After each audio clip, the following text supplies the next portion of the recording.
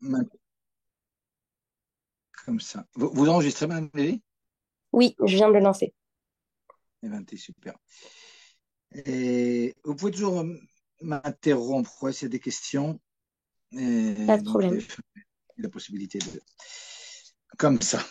Et comme introduction, bon, il fallait mettre un titre assez court. Alors, bon, on a mis comme ça, Motzi Maisonnote. Mais en réalité, exactement comme vous avez dit, Motzi Maisonnote, on va aussi parler des quantités parce qu'il y a toutes sortes de pâtes pour lesquelles, à partir d'une certaine quantité, on doit faire le motzi. Et puis, on va se poser la question aussi quand on est à l'intérieur d'un repas, on est en train de manger des gâteaux, on se pose toujours la question, on fait maisonnote ou on ne fait pas maisonnote, on va faire la bracha ou pas. Ouais. Et ça dépend de tellement de facteurs. Et pour toutes les sortes de pâtes, ça va depuis les crêpes jusqu'aux croûtons, en passant par toutes sortes de gâteaux. Et ouais, les quantités ici, elles sont importantes. Et d'après ce que j'ai prévu, il y a deux points importants, mais qu'on n'aura pas le temps d'aborder. Alors, je suis désolé comme ça pour ceux qui attendaient ça. C'est tout ce qui a un rapport avec les croûtons et le pain perdu. Ça demandera encore 20 minutes. Déjà, c'est assez long. Maintenant, comme ça. Il y a une grande complexité dans tout ce que je vais dire maintenant. Quand je dis complexité, c'est pas que c'est difficile, c'est qu'il y a beaucoup d'éléments. Ce que je vais dire, c'est principalement, d'après la chita du Admorazaken, bon, en général, je vais mettre l'accent quand il y aura des différends entre les poskim, mais que c'est quelque chose d'original chez l'Admorazaken. Il y a beaucoup de choses comme ça. Je vais essayer d'être pratique, de donner des exemples au fur et à mesure. Et bon, on va aller comme ça. Pas trop vite pour que les choses soient claires, mais il y a beaucoup, beaucoup d'éléments. Donc, à mon avis, ça serait bien, si vous voulez vous rappeler de ce qu'on va voir maintenant, ce serait bien de prendre une feuille, un stylo, et puis d'écrire. OK, après tout ça. Le premier point, on va différencier dans le cours on pourrait dire trois types de pain. Alors, le pain qui est peint à pleinement parler, c'est-à-dire que même quand on va en manger un tout petit peu, on fera un moti, et on fera Netilat Yadayim. Pour la bracha, quand est-ce qu'on fait la bracha sur Netilat Yadayim, on va voir. Mais comme pour le pain. Comme pour le pain, alors maintenant, il y a toute une famille de choses qui rentrent encore sous la catégorie de ce qui s'appelle l'echem gamour, c'est-à-dire du pain euh, complètement. À l'opposé, on a quelque chose qui s'appelle mezonot gamour. C'est-à-dire, il s'agit d'aliments sur lesquels on va faire brumin et mezonot, quelle que soit la quantité que l'on mangera. Si je prends par exemple les soufganiotes de Hanouka, ouais, les beignets de Hanouka, toutes les choses qui sont frites comme ça dans beaucoup d'huile, hein, l'huile les recouvre totalement. Toutes ces choses-là, même si je mange beaucoup, ça restera mésonote. Quand je mange des pâtes, du couscous, tout ça c'est mésonote et ça restera mésonote. Et puis au milieu, on a ce qu'on appelle des chem sheino gamour, du pain qui n'est pas complètement du pain. Alors, on va devoir définir exactement de quoi il s'agit. Il peut y avoir des différences et là-dessus. Ouais. Maintenant, une fois qu'on aura défini, alors ce qui rentrera dans cette catégorie, alors il y aura deux étapes. Première étape, si on en mange jusqu'à une certaine quantité, ce sera mesonote et la mechia. À partir d'une certaine quantité, on doit faire etiat yadaim, un motzi, puis pirket hamazon. Autre élément, ce qui est du pain complètement, il y a quatre facteurs qui vont faire que la chose est complètement du pain. Si dans la composition, il n'y a que de la farine et de l'eau, sa première, ouais, un tout petit peu d'autres choses aussi, ouais, du sel, du sucre et tout, c'est sûr que ça sera du pain. Si en plus, la pâte n'est pas liquide, c'est vraiment une pâte que l'on aura, pas quelque chose de liquide comme ça qu'on va mettre au four. Troisième condition, ce sera au four qu'on va le faire et on ne va pas le faire cuire dans de l'eau ou bien et le mettre comme ça dans beaucoup d'huile. Maintenant, quand je dis le mettre au four, en réalité, si on le met sur une poêle dans laquelle il y a un tout petit peu d'huile, ouais, et c'est comme si ça avait été cuit au four au niveau de la halakha. Donc, ces deux choses sont équivalentes. On a à cuire dans beaucoup d'eau, on a à cuire dans beaucoup d'huile, ça c'est de la cuisson. On a la friture, c'est autre chose, mais et quand on a très peu d'huile dans une poêle, c'est comme si c'était au four. OK. Et en plus, la quatrième condition, c'est qu'on parle d'aliments qu'on a l'habitude de manger, pas uniquement pour le kiff, mais l'habitude de manger dans un repas. Donc, si ces quatre conditions sont remplies, c'est-à-dire qu'on a juste de la farine et de l'eau, qu'en plus, il y a vraiment une pâte et pas quelque chose de liquide. Troisième condition, que c'est fait au four. Quatrième condition, qu'on parle maintenant d'un type de pain et qu'on a l'habitude de manger dans un repas, alors ça sera complètement du pain. À partir du moment où il y a des choses qui vont changer de ce que j'ai dit, alors à partir d'un certain moment, c'est possible que ça tombe dans la deuxième catégorie qui est que la chose va devenir mésonote et uniquement à partir d'une certaine quantité en fera moitié. Bon, pour le moment, je ne vais pas rentrer plus dans les détails, mais d'ici 10 minutes, un quart d'heure, on va évidemment détailler tout ça. Il y a un deuxième point comme ça qui est extrêmement important, c'est les quantités. Alors, ce que je vais faire maintenant, c'est que je vais prendre peut-être un exemple pour chacune des catégories. Quand je vais parler de pain, je vais appeler ça pain. Quand je vais parler de quelque chose qui est complètement isonote, je vais appeler ça beignet de Hanouka. Et ce qui est au milieu, je vais appeler ça par exemple le pain mésonote ou bien la pizza mésonote. Okay. Alors maintenant, je vais vous parler du pain mésonote. Le pain mésonote, c'est tout ce qui est dans la catégorie intermédiaire, ouais, pour laquelle on a dit que bon, ben, on fera mésonote, mais à partir d'une certaine quantité, alors on fera un motzi. Alors cette quantité, qu'est-ce qu'elle est? Alors d'après le Shulchan Aruch nous parle de Giviyat Seuda, c'est-à-dire la quantité sur laquelle les gens en général fixent leur repas, et c'est fixé à 4 betsim, c'est-à-dire à peu près 230 cm3. Alors dès qu'on parle de centimètres cubes, les gens comme ça, ils sont affolés. Alors c'est vrai qu'on a l'habitude de dire 230 grammes, ouais, parce que 230 cm3 d'eau, alors ça a une masse de 230 grammes. Mais en réalité, pour les autres aliments, c'est différent. Or, le Grach Naé, il fait bien attention à nous expliquer, tout le monde pratiquement est d'accord avec ça, qu'en réalité, ce n'est pas la masse qui est importante, c'est le volume. Donc, je n'ai pas tellement de choix que de vous dire 230 cm3. Alors, vous pouvez me dire à 2 minutes, mais ça correspond à quelle masse? Alors, regardez. Ça correspond à quelle masse? Évidemment, ça dépendra de la densité. Ouais. C'est surtout à quel volume. Alors, si vous prenez 10 petites boîtes d'allumettes, vous les mettez ensemble, 5 et 5, comme ça, vous voyez ouais, ce que ça représente. Ouais. Et 10 petites boîtes d'allumettes, c'est Arba Betim. Normalement, Arba Betim, c'est si je prends des boîtes d'allumettes telles que celles qu'on trouve en Israël, 10,3 boîtes d'allumettes. C'est exactement Arba Betim. Donc, bon, on les vend souvent à 10 comme ça, sous du cellophane. Donc, vous imaginez comme ça la quantité. Quand j'ai un volume comme ça c'est Arba Betim. Maintenant, ça, c'est le Shulchan Aruch. Mais l'Admor Zaken, comme dans beaucoup de choses, l'Admor Zaken, il veut toujours que ces psakim ils puissent s'accorder avec un maximum de poskim. Et donc, lui, alors, et sa condition pour que l'on passe de Maisonot à Motzi, elles sont un petit peu différentes, c'est un peu plus complexe. D'abord, au niveau des Arba Betzim, dans la mesure où il y a des poskim qui pensent que c'est Arba Betzim, il y en a qui pensent que c'est 6 Betzim, c'est-à-dire 6 os, c'est-à-dire une fois et demie ce que je viens de vous dire. Et en plus, il y a des poskim qui pensent qu'on ne va pas uniquement selon les quantités pour lesquelles les gens font des repas en général, mais on regarde la personne elle-même. Est-ce qu'elle va être rassasiée ou pas? Et par conséquent, le Hanmour Azaken, lorsqu'il va définir cette quantité pour laquelle on va devoir sur ma lachmania maisonot ou sur ma pizza, et pour laquelle je vais devoir faire des tietedaim, un moti et une bertamazon, ben lui, il a deux conditions. C'est qu'on en mange 4 betsim, c'est-à-dire 230 cm3, mais en plus qu'on soit rassasié. Parce que si on en mange cette quantité qu'on n'est pas rassasié, ben on ne fait pas encore moti. Et ouais, donc, il y a cette condition qu'il faut absolument dépasser, être rassasié, avoir mangé un bétim. Et si maintenant je ne suis pas rassasié et que je mange même plus que un bétim, jusqu'à 6 bétim, non compris, je pourrais encore faire mes zonotes. Vous comprenez? Ok. C'est important de savoir ces deux données. À partir de Arba Betim, 230 cm3, et je suis rassasié, enfin, je suis rassasié, il faut que je le sache à l'avance que je serai rassasié de ça. Ouais.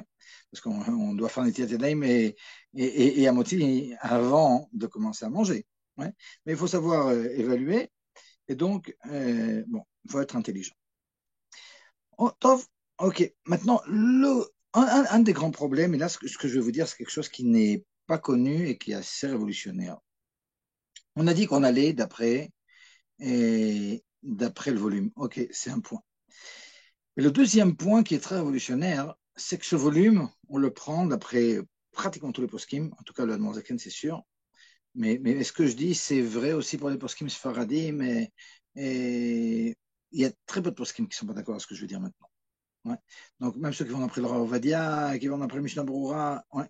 Ce que je vous dis, c'est juste et c'est pas assez connu. Le truc, c'est que, comme je vous dis, on va d'après le volume, mais sans écraser l'aliment. Alors, quand je prends les aliments en général, ouais, ils ont des densités qui sont assez proches l'une de l'autre. Et puis souvent, les aliments, bah, je prends du poulet, je prends un cornichon, je ne peux pas tellement l'écraser. Mais si je prends du pain, le pain, ouais, il est assez moelleux.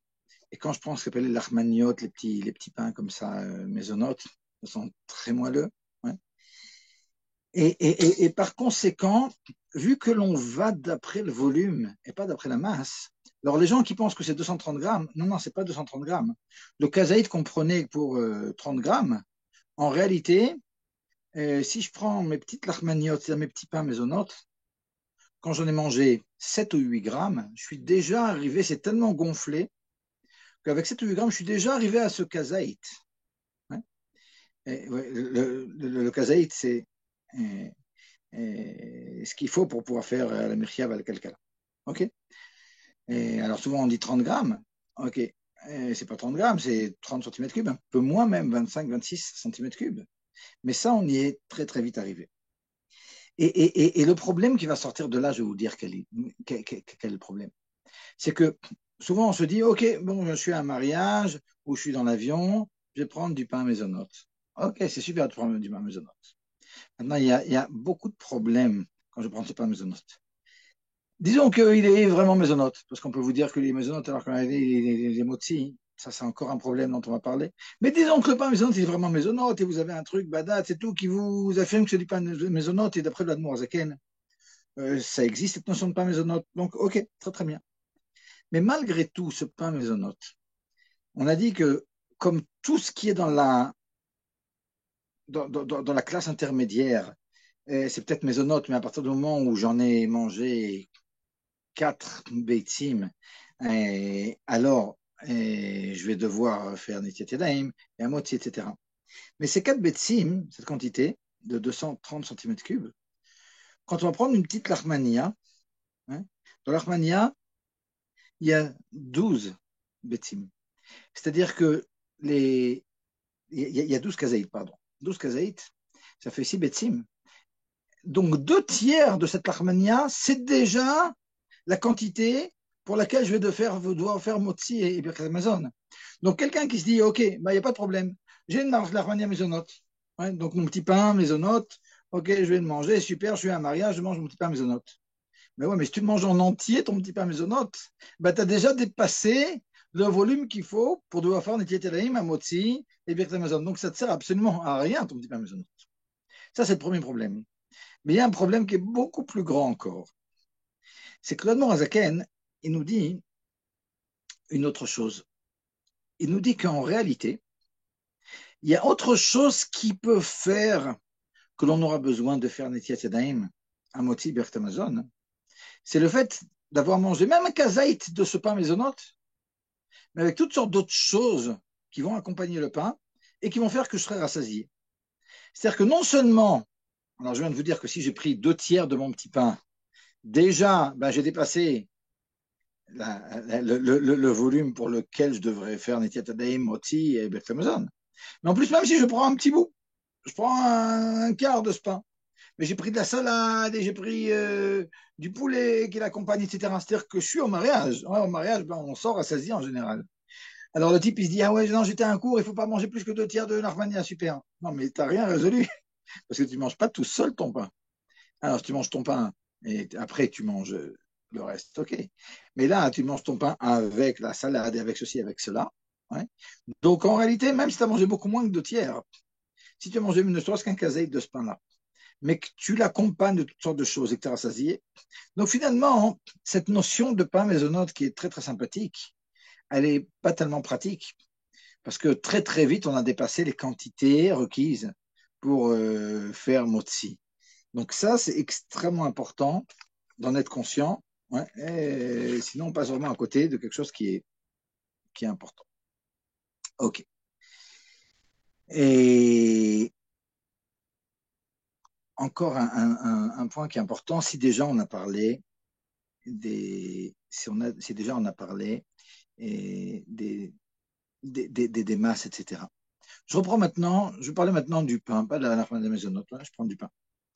Le pain, même si on n'est pas rassasié, les chachamim, normalement il y a marqué dans la Torah, c'est uniquement quand tu as mangé et que tu as rassasié, alors tu fais le birkat Hamazon.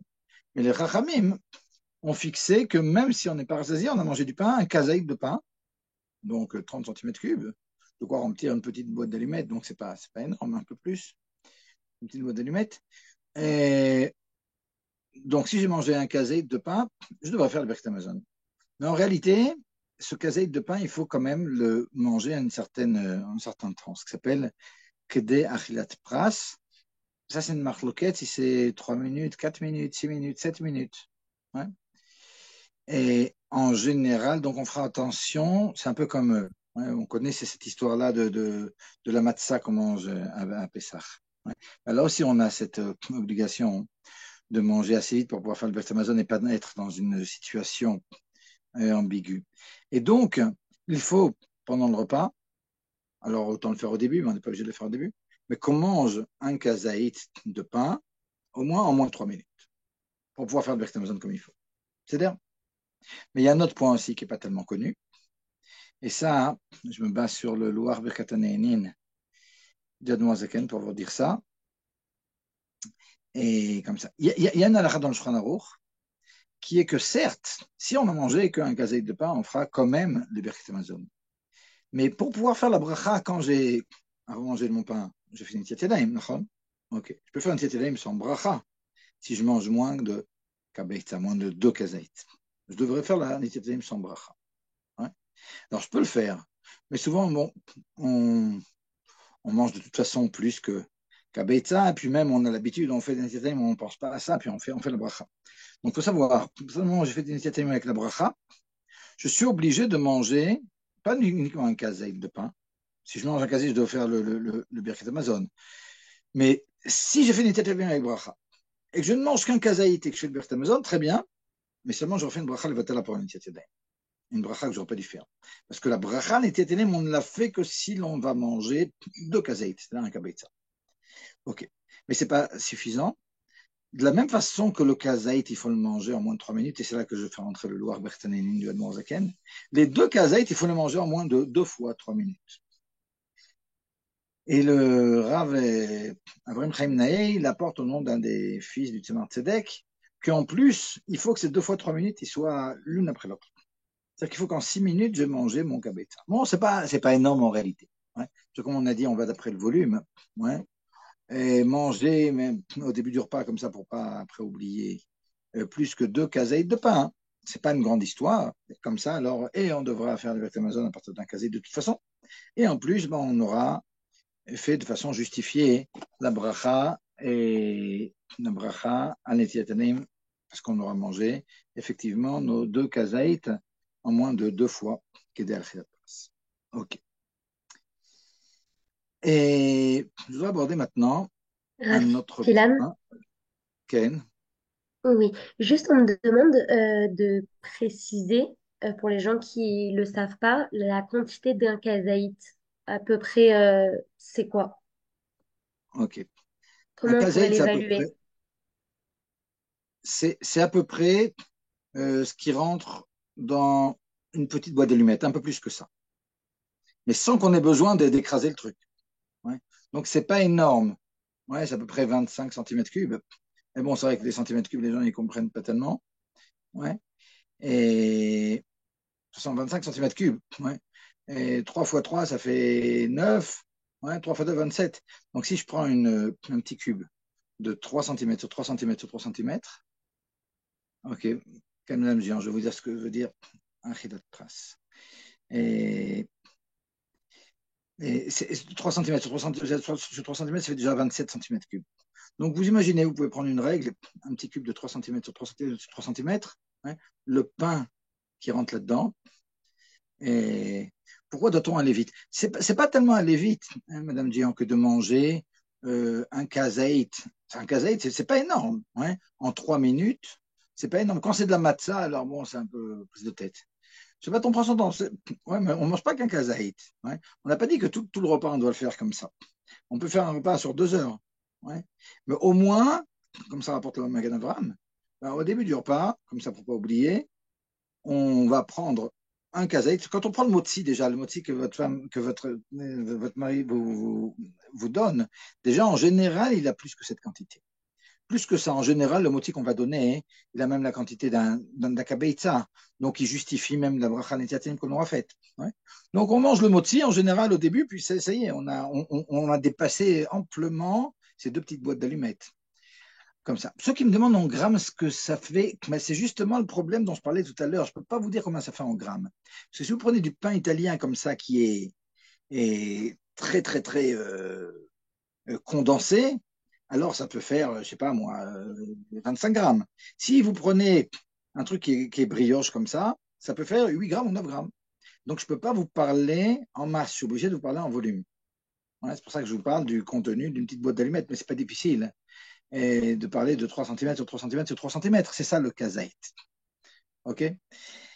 Et comme ça. Maintenant, il y a un autre point qui est important. On oublie comme ça tout ça. Encore un point par rapport au.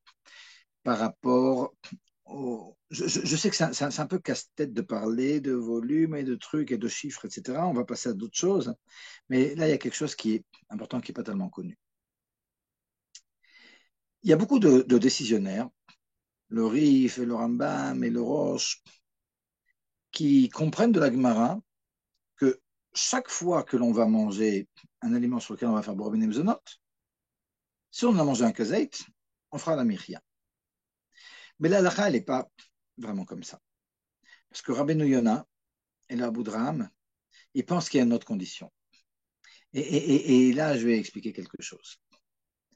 Vous savez que lorsque l'on a un mélange entre quelque chose qui est mésonote, peut-être je vais commencer même par autre chose. Quand j'ai un mélange de 2 choses qui sont vraiment bien mélangées l'une avec l'autre, ouais, et sont vraiment bien mélangées, mais c'est pas le sujet, donc je ne vais pas m'attarder là-dessus. Ce qui va déterminer la bracha, c'est celui qui est le plus volumineux. Ouais. Donc, si j'ai une salade de fruits coupée en très petits, quand je vais en prendre, je vais prendre des deux. Ouais.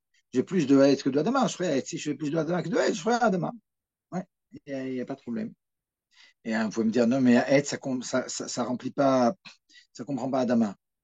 C'est vrai, mais ça n'a rien à voir.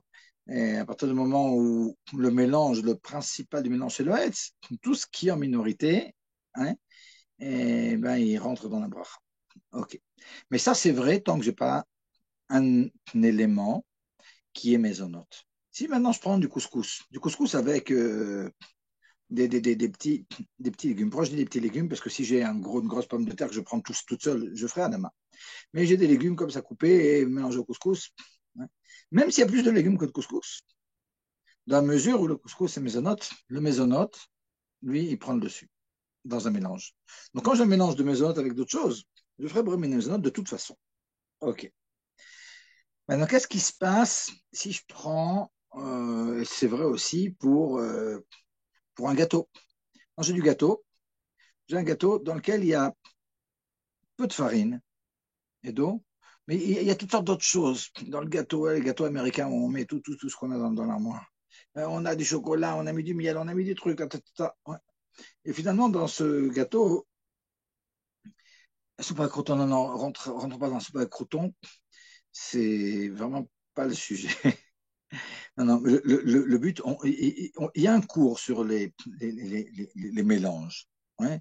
Là, j'ai dû introduire les mélanges pour vous parler de mes notes. Le cours, c'est vraiment sur autre chose. Et puis, je vous dis, les croûtons, c'est une histoire en soi. Donc, OK. Donc, maintenant, j'ai un gâteau. Mais dans ce gâteau, en réalité, j'ai pas énormément de farine et d'eau. J'ai toutes sortes d'autres choses. OK. De toute façon, ce sera un mésonote. OK. Alors, vous me dites gâteau au fromage, ouais, par exemple, par exemple. Et maintenant, la question, c'est la suivante. Est-ce que je devrais faire la mirya? Alors, je vous ai dit, d'après beaucoup de Rishonim, le Rif, le Rambam, le Roche, je devrais faire la mirya. Mais Elon Morazaken, lui, le Shulchan Aruch aussi a priori, c'est comme ça qu'il faut le comprendre, mais il y a des différends là-dessus. Elon Morazaken, c'est très très clair. Lui, il est d'avis que l'on ne pourra faire à la mirya uniquement s'il y a au moins un sixième de la composition qui est de la farine. Et encore, pas de la farine de maïs, etc. Ouais. Et je parle maintenant par rapport à la question que je viens de voir comme ça, qui a défilé en vitesse. Et attention, sur la première bracha, de toute façon, à partir du moment où il y a du mésonote, je vous ai dit, même si dans minorité, du faire mésonote. Mais je suis en train de parler de la bracha d'après maintenant. Alors, quoique beaucoup de décisionnaires soient d'avis que dès que j'ai fait mésonote, je devrais faire à la miria, donc même si la farine, elle est en minorité, là, la n'est pas comme ça. Alors là, la qu'est-ce qu'elle nous dit? Elle nous dit, si j'ai plus qu'un sixième de farine, c'est pas énorme un sixième. Hein. Si j'ai plus qu'un sixième de farine, eh ben, ça sera à la miria aussi.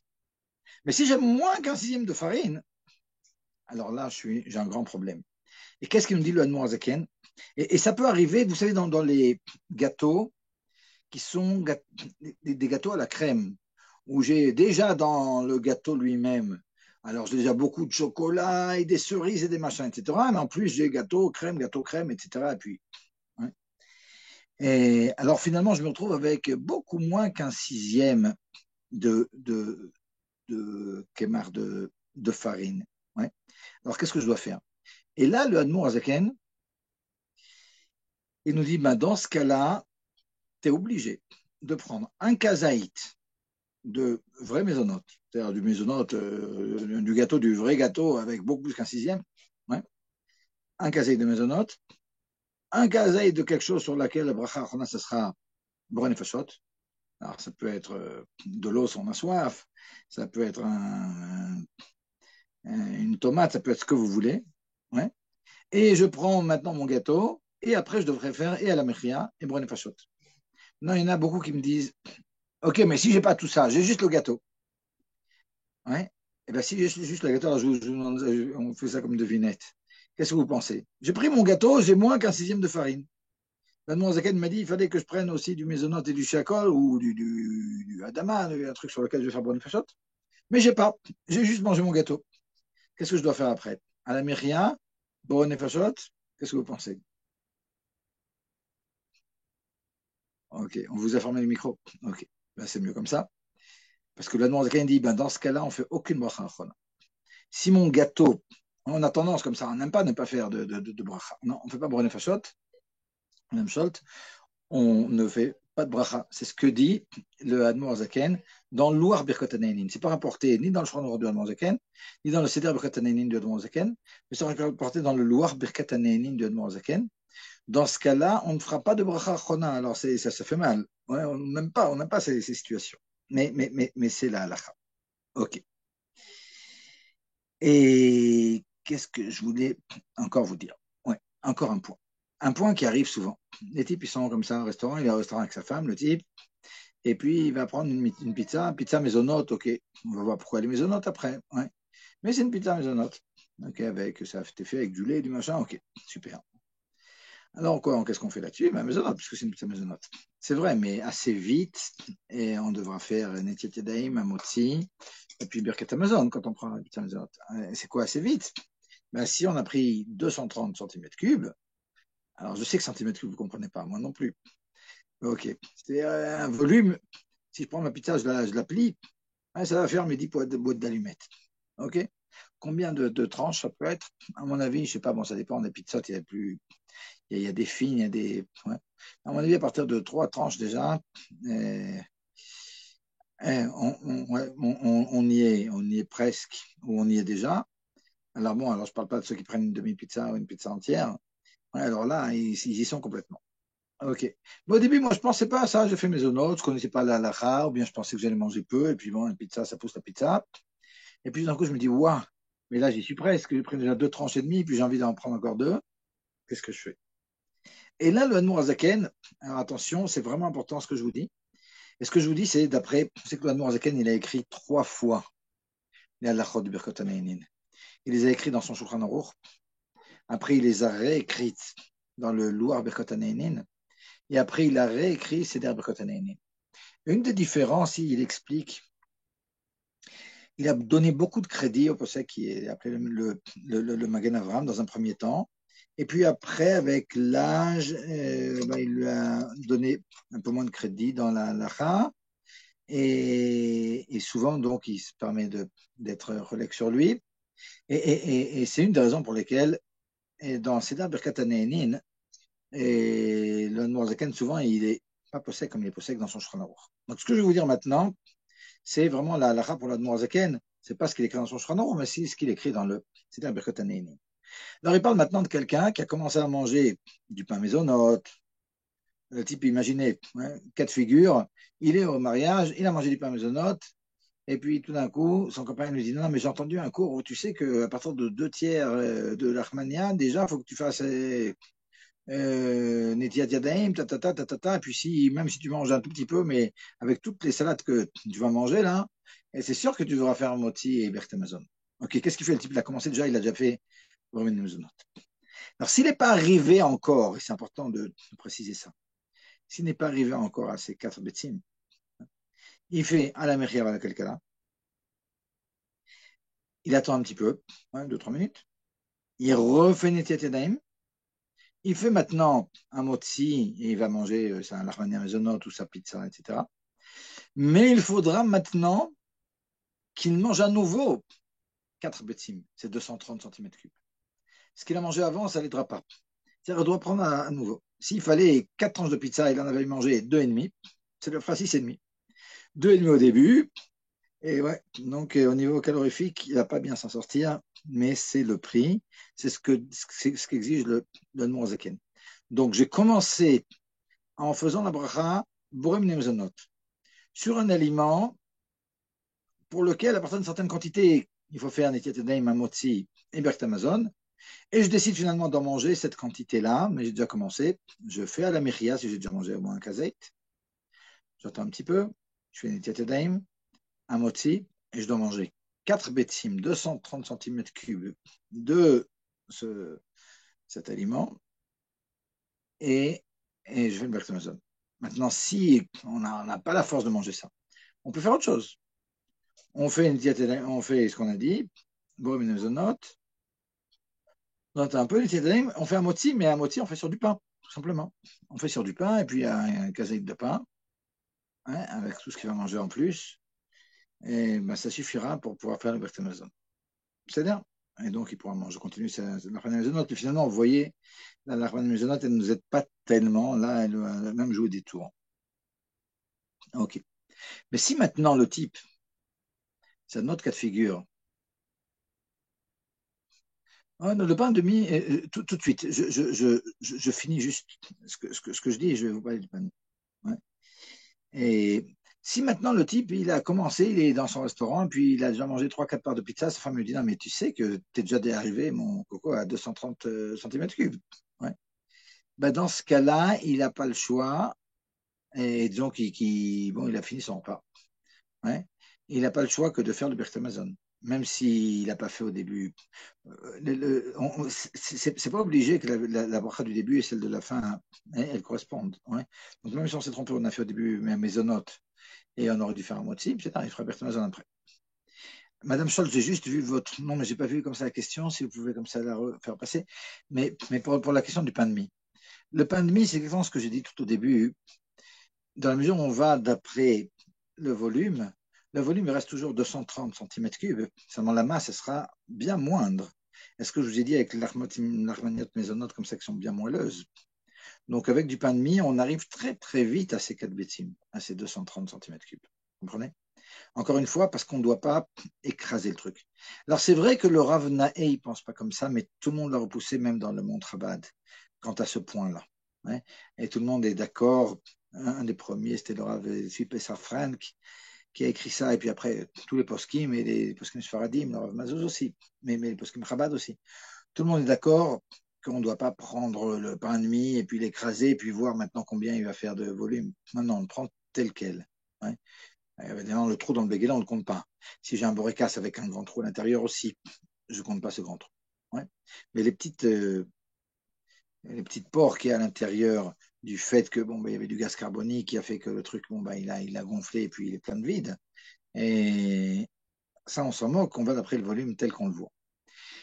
Alors, j'ai posé la question il y a un an à peu près au Rav Broin de Kornait. Je dis c'est quand même bizarre parce que normalement, et c'est bizarre cette halakha, parce que normalement on va d'après le fait qu'on a rassasié ces quatre bétimes dont on est en train de parler, ouais, et ces 230 cm3, ils sont venus pour définir les quantités à partir desquelles les gens en général étaient rassasiés. Donc comment se fait-il qu'on aille d'après le volume? Ouais, vous comprenez la question, c'est une bonne question. C'est vraiment une question. On devrait aller de près la masse. Ouais, le volume, si c'est plein de vide. Et il m'a dit que la réponse à cette question existe, Bémet. Et la réponse est une Gemara dans Yoma. La Gemara dans Yoma, elle nous dit que la raison pour laquelle on appelait la manne du pain, du pain qui nous faisait faim, c'est qu'on ne voyait pas ce qu'on mangeait. Et donc on comprend que le fait d'être rassasié ou pas rassasié, ça ne dépend pas tellement de ce qu'on mange, ça dépend de ce qu'on voit. Par conséquent, à partir du moment où le truc, il y a du pain de mie, le type, le truc, il est bien volumineux, c'est ça qui va faire qu'on est rassasié ou pas. Ouais, c'est intéressant, mais c'est la question. Tov, je continue. Et il y a toutes sortes de pains qui sont faits à partir, quand je dis de pain, on va voir, je parle de crêpes aussi, toutes sortes de choses, ouais, mais qui sont faits à partir de ce qui s'appelle blila raka. C'est-à-dire que ce n'est pas vraiment une pâte, ouais. C'est de la farine et de l'eau, peut-être d'autres choses aussi, mais le truc finalement il va être liquide. Donc je vais le mettre dans un. Enfin, c'est pas à vous les femmes que je vais apprendre à faire des gâteaux. Ok. Maintenant, qu'est-ce qui se passe avec ce type de gâteau? Est-ce qu'aussi, j'ai cette histoire, alors je comprends que c'est maisonnant, ok, prenons des exemples, hein, des blinches, des crêpes, des léoblétim, vous savez, les petits trucs comme ça, et ronds, très fins comme ça qu'on mange au kiddush, et le lahouach des Yéménites, une espèce de crêpe comme ça, mais c'est plus un pain, mais très très fin, qui ressemble un peu à une crêpe, ouais, toutes ces choses-là. Alors, toutes ces choses-là, dans la mesure où la blila, c'est une blila raka, c'est-à-dire que le mélange, c'est pas vraiment une pâte, c'est quelque chose qui est liquide. Ouais. Alors, il y a plus liquide, il y a moins liquide. Mais toutes ces choses-là, ça sera bromine mezonot.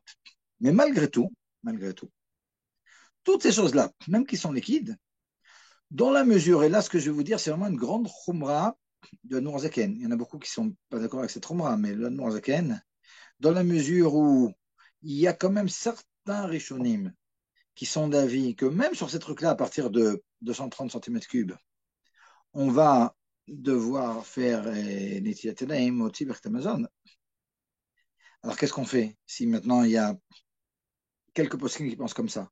On ne va pas faire moti parce que la plupart des poskim ne pensent pas comme ça. Alors qu'est-ce qu'on va faire? Alors là, il nous met dans une situation vraiment compliquée, le Admor Zaken.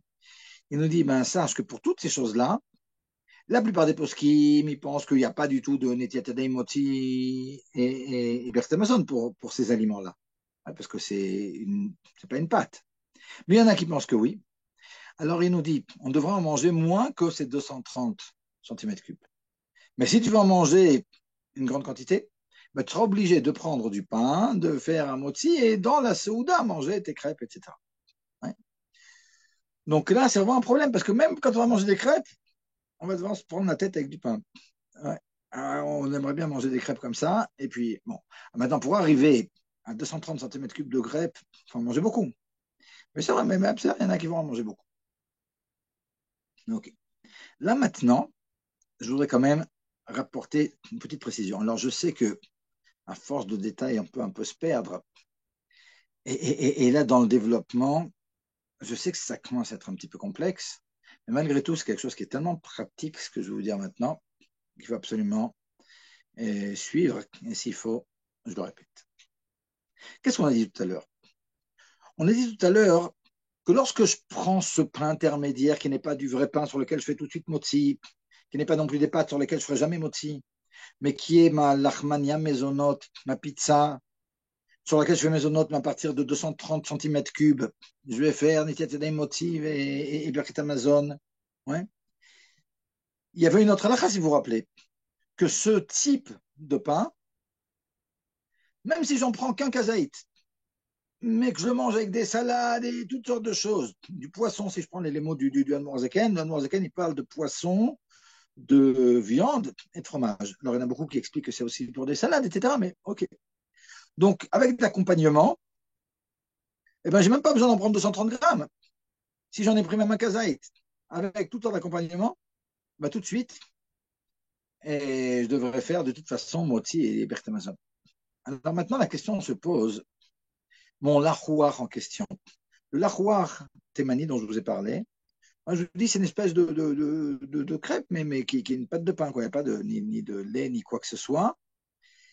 Et aux États-Unis, puis même en Israël, c'est un truc dans lequel souvent ben, on met des falafels, etc. Puis on vous le ferme et puis on mange comme ça. Alors, vous pouvez me dire 2 minutes. Mais là, je vais être rassasié. Parce que je vais prendre un kazaït de ce truc qui était maisonnote, on me le vend comme maisonnote, mais avec tout le falafel qui est à l'intérieur, je serai rassasié. OK. Alors là, suivez bien. Le Grach Nae, Rav Nae nous explique que dans la mesure où c'est une khumra du Admorazaken, que ces choses-là pour lesquelles la pâte est en réalité liquide, à partir de 4 bétim, je rentre dans une grande question. Et donc, je devrais faire Netiat Talim sur du vrai pain pour pouvoir les manger. Ça, nous dit le Grachné, c'est uniquement si je prends vraiment 230 grammes de cette pâte uniquement. Mais si j'en prends moins, ouais, et tout ce qu'on a dit pour l'herméniote mésonote, que quand on en prend moins et puis qu'on complète avec du fromage ou du poisson ou de la viande, eh ben on devra aussi faire moti. Là-dessus, il dit que non, pas à ce point-là. Par conséquent, mes crêpes, si je prends un truc pratique maintenant, ok, vous n'êtes pas yéménite, j'imagine, et par conséquent, prenons autre chose. Et quelqu'un qui mange des crêpes avec la confiture, on peut dire, ok, je n'ai pas mangé 230 centimètres cubes de crêpes. Avec toute la confiture, le chocolat et les stuarts que j'ai mangé avec, je suis oui arrivé à ça. C'est pas grave, c'est pas grave. Dans la mesure où c'est quand même une grande chouma du Hadmorazaken, parce que c'est que des crêpes, c'est pas une narmania maisonnote. Ouais. Alors, si tu prends que des crêpes, 230 grammes, tu devras faire à moitié sur du vrai pain. Mais si tu manges des crêpes de 130 grammes, 232 centimètres cubes, avec la confiture, mais des crêpes elles-mêmes, tu as pris moins de 230 centimètres cubes. Tu ne te prends pas la tête, même si tu as dépassé 230 centimètres cubes avec la confiture et tout, il n'y a aucun problème, tu peux faire maisonnote et continuer, tant que tu n'as pas pris 230 centimètres cubes de crêpes. J'espère que c'est clair. Autre point, et qui est important avant qu'on passe à ce qui s'appelle Patababekisinin, qui pourrait être un cours en soi, mais c'est vraiment les choses les plus rencontrées, donc on ne peut pas ne pas en parler. Et je vous parlais des tourtillas, parce que tourtilla, je ne sais pas comment ça se dit en français, peut-être tourte, je ne sais pas. Hein. C'est un truc, une espèce de pâte comme ça, et qu'on fait frire avec un tout petit peu d'huile, ou bien qu'on met dans le four, puis on peut le remplir de tout ce qu'on veut. Ouais, ça rappelle un petit peu le larroir témani, mais le truc, c'est que ces tourtillotes là, ouais, qu'on vend comme ça, un peu comme les briques qu'on vend, ouais, on les vend congelés, et ces trucs-là, c'est pas liquide quand on les a préparés. Ouais, c'était vraiment de la pâte. Quiche. Toda Madame Scholt. Ok. Maintenant, ici, il y en a toutes sortes. Il y en a toutes sortes. Je vais vous parler de 3 sortes de ce truc-là et c'est un peu trompeur. Parce que ceux qui sont faits avec de la farine de maïs, que de la farine de maïs, parce que s'il y a un mélange de farine, on a dit, ok, et c'est toujours la farine de blé de ces 5 céréales nobles sur lesquelles on fait motzi mezonot qui cale dessus. Mais prenons maintenant, il y a des tourtillotes qui sont faits avec de la farine de maïs. La farine de maïs, de toute façon, ça ne sera pas maisonnote du tout, parce que maisonnote, c'est uniquement les 5 céréales. Donc, ça sera un chacol. Ok, il n'y a pas de problème. Si je prends maintenant ma tourtilla, et elle est faite avec de la farine De maïs ou de riz, absolument. Absolument, Madame Niger. Maintenant, prenons ma tortilla, qui n'est pas faite avec la farine de maïs, elle est faite avec de la farine de blé ou d'autres choses, et, et de l'eau. Okay, ben, ce truc-là, c'est vraiment du pain, il faut comprendre. C'est vraiment du pain. C'est pas comme. Ça ressemble beaucoup au lahouar temani. Mais la grande différence, c'est que le lahouar temani dont je vous ai parlé juste avant, c'est quelque chose qui était liquide avant qu'on en fasse, avant qu'on le mette au four. Ouais. Alors que ce truc-là, il n'était pas liquide. Il est peut-être fin, mais il n'était pas liquide. Par conséquent, ce truc-là, ben, dès que j'en mange, je ferai des châtelains, moti, etc. Ouais. Donc, il faut bien regarder. Maintenant, il y a le truc intermédiaire. Le truc intermédiaire, c'est que j'ai une tortilla qui sera faite avec, certes, de la farine de blé, mais c'est pas avec de l'eau qu'elle est pétrie. Elle est pétrie avec du jus d'orange, elle est pétrie avec du vin, elle est pétrie avec beaucoup d'huile, etc. Ouais. Et dans ce cas-là, on va en parler tout de suite quand on va parler de la pâte à babakisnine. Là, c'est un truc maisonnote. Et là, on rentre dans un truc intermédiaire. C'est-à-dire que ce genre de tortilla, si j'en mange moins que 230 cm3, ce sera maisonnote. Sinon, ce sera moti. Donc déjà, vous voyez, on a trois aliments qui se ressemblent vraiment, qui ont le même nom. Et pourtant, un sera shakol, l'autre, il sera un moti tout de suite, l'autre sera maisonnote, mais à partir d'une certaine quantité, c'est un moti. Donc, on ne peut pas manger quoi que ce soit aujourd'hui sans bien connaître la halakha. OK. Et Ken, quoi encore? Et on a parlé des crêpes. Les crêpes, c'est quelque chose de très fin. Si on prend les pancakes, ça ressemble, c'est quelque chose aussi dont le truc est liquide, mais comme c'est beaucoup plus épais, là-dessus, tout le monde est d'accord qu'on fait maisonnote et à partir de 230 cm3, on pourra faire moti. C'est pas comme les crêpes pour lesquelles, comme il y a un doute, si on en prend beaucoup, on devra faire moti sur du pain. Là, on pourra faire moti sur le pancake. C'est pas exactement comme pour les crêpes. OK. Ceci dit, j'arrive maintenant à ce qui s'appelle pâte à babekisnin. Et peut-être comme introduction. On a parlé tout à l'heure de trois catégories d'aliments nachon, ce qui est complètement du pain, ce qui est complètement pas du pain, parce que ça a été frit dans de l'huile profonde, ou bien c'est des pâtes, du couscous, ok. Et on a et le truc intermédiaire. Dans le truc intermédiaire, on a vu pour le moment uniquement des aliments et dont la pâte, si j'ose dire, était liquide. Maintenant, on va voir trois types d'aliments de cette catégorie intermédiaire, c'est-à-dire des trucs qui sont maisonnotes, mais à partir de 230 cm3, on devra faire un motzi, mais qui sont complètement différentes et qui sont faits avec de la pâte, de la vraie pâte et pas quelque chose de liquide. Et là, j'explique. La Gemara, au traité de Brachot, elle nous parle d'une notion qui s'appelle pat abba bekisnin. Ok. Et alors, si je traduis littéralement, euh, je pourrais dire c'est une espèce de pain qui vient avec kisnin. Alors, je suis obligé de traduire comme ça parce que il y a un grand différent chez les Rishonim, à savoir de quoi on parle, de quoi elle parle la Gemara. Mais avant de savoir de quoi elle parle, alors qu'est-ce qu'elle nous dit sur cette pâte à babakisnin? Ben, elle nous dit exactement cette halakha dont on parle, dont on a parlé pour les choses qui étaient liquides, selon laquelle si j'en mange peu, je ferai maisonnante, si j'en mange 230 cm3, et d'après le Morazaken, et que je suis rassasié en plus, alors je dois faire Netietedaim, Motzi, Bertamazon. Ok. Maintenant, d'ailleurs, c'est intéressant, hein, parce que tout le monde est d'accord que quand je vais prendre du pain, même si je ne suis pas rassasié, je dois faire Bertamazon. Hein. Mais cette pâte à babakisnin, il faut vraiment être rassasié. Ouais. Parce que normalement, à la Myria, c'était ce qu'on aurait pu faire comme bracha. Et donc, les Chachamim n'ont imposé le Birkat Amazon uniquement pour cette chose-là intermédiaire, que quand je suis rassasié, ce qui n'est pas ce qui est pas vrai pour le pain. Le pain, même si je suis pas rassasié, je suis Birkat Amazon. Okay. Maintenant, c'est quoi cette pâte à babekisnin? Alors, comme ça, c'est extrêmement important ce que je vais vous dire. Ouais. Il y a beaucoup de détails qui vont rentrer, mais c'est très intéressant. Et encore une introduction.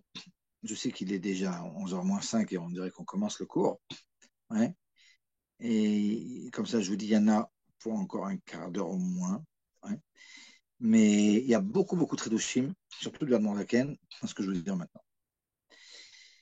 Rabbeinu Hananel, un des grands Rishonim, on peut dire la fin des Géonim comme ça, lui, il pense que Patava Bekisnin, ça veut dire kiss, c'est-à-dire quelque chose qui est fourré.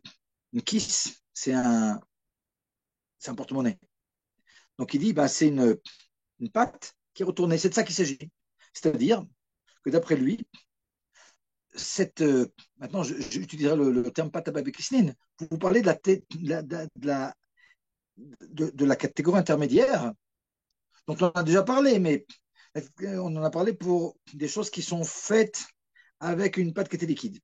Maintenant, catégorie intermédiaire, pour une espèce de pâte, qui est vraiment de la pâte, mais c'est pas du pain non plus, c'est le truc intermédiaire. Pourquoi il est qu'intermédiaire? Pourquoi c'est pas vraiment du pain? Alors, Ben Khanan, il dit non, non, parce que c'est pas vraiment du pain, c'est un truc fourré, ok? C'est un truc qui est replié, puis on a mis des trucs à l'intérieur. Oh, ok. Et donc, ça va rendre ça maisonnote. Pourquoi? Parce que c'est un truc qu'on mange comme ça, pas comme Seouda, on mange pour kiffer. Le Rambam, il dit, pataba bekisnin, c'est pas ça le pshat. Pataba bekisnin, kisnin, lui, il dit, c'est des épices ou toutes sortes d'autres choses.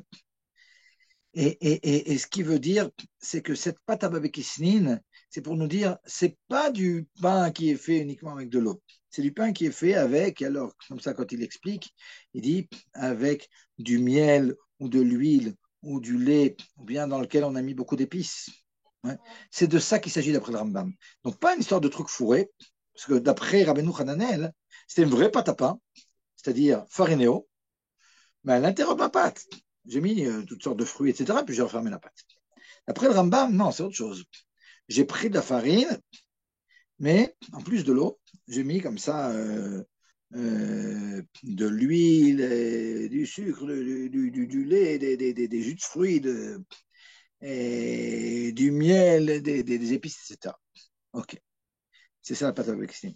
Mais maintenant, la question se pose pour le Rambam, 2 minutes, à partir de quel moment, si je mets un petit peu de sucre, quoi, à partir de quel moment ça va balancer et ça va me rendre le truc maisonnote. Quand je dis maisonnote jusqu'à que j'en prenne 230 grammes, et là, 230 cm cubes. Et là, ça sera motzi. À partir de quand? Et là, c'est une grande, grande machloquette entre Sfaradim et Ashkenazim. Et c'est pour ça que tout le monde connaît l'histoire des chalot qui sont sucrés, sur lesquels le roi va dire, il dit, ben non, ben c'est maisonnote, on ne peut pas faire le motzi là-dessus. Ouais. Les Chabad et les Ashkenazim, ils font oui, motzi là-dessus, sur chalot sucré. Pourquoi? Parce qu'il y a deux compréhensions dans le Rambam.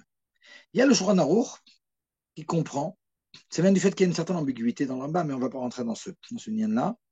Ouais, mais il y a quelque chose qui nous fait comprendre d'une certaine façon, mais un autre élément qui nous dit qu'il faut comprendre autrement, et donc il y a finalement ces deux compréhensions.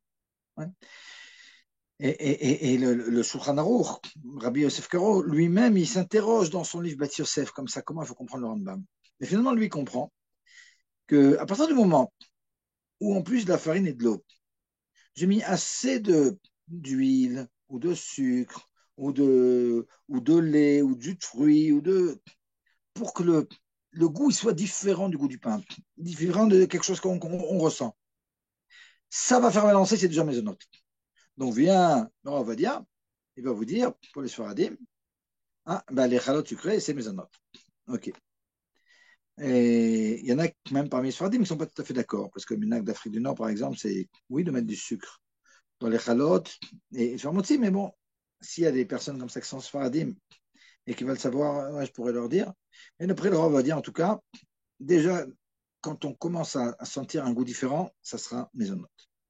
Mais d'après le Rama, et maintenant je vais vous expliquer le Rama tel qu'il est compris par le Admor Azaken, pour que le truc, d'après le Rambam, il balance sur maisonnote, il faut la chose suivante. Ma farine, je la mets de côté. Et je vais regarder maintenant au niveau des quantités, au niveau des volumes de liquide que je vais mélanger avec ma farine, qui c'est qui l'emporte? Est-ce que c'est l'eau ou c'est le reste?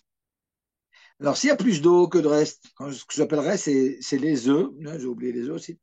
C'est les œufs, c'est le miel, c'est l'huile, c'est les jus de fruits, c'est toutes ces choses-là. Ouais, le sucre, c'est le lait. Si j'ai plus d'eau, c'est moti. Si j'ai plus de toutes les autres choses, ce sera mésonote. C'est-à-dire, ok.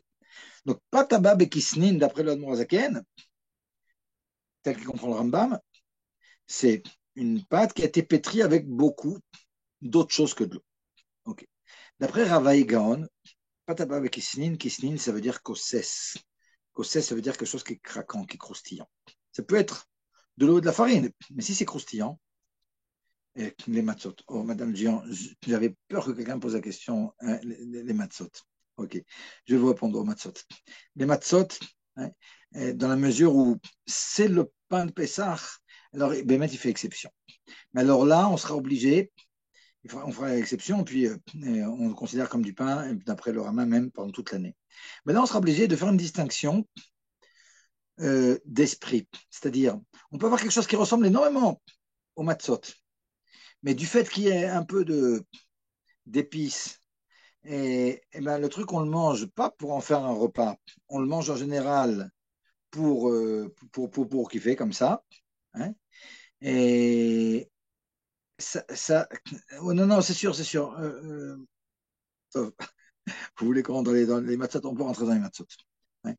On peut faire un cours rien que sur les matzot. L'idée maintenant, c'était de parler d'Admon Zaken.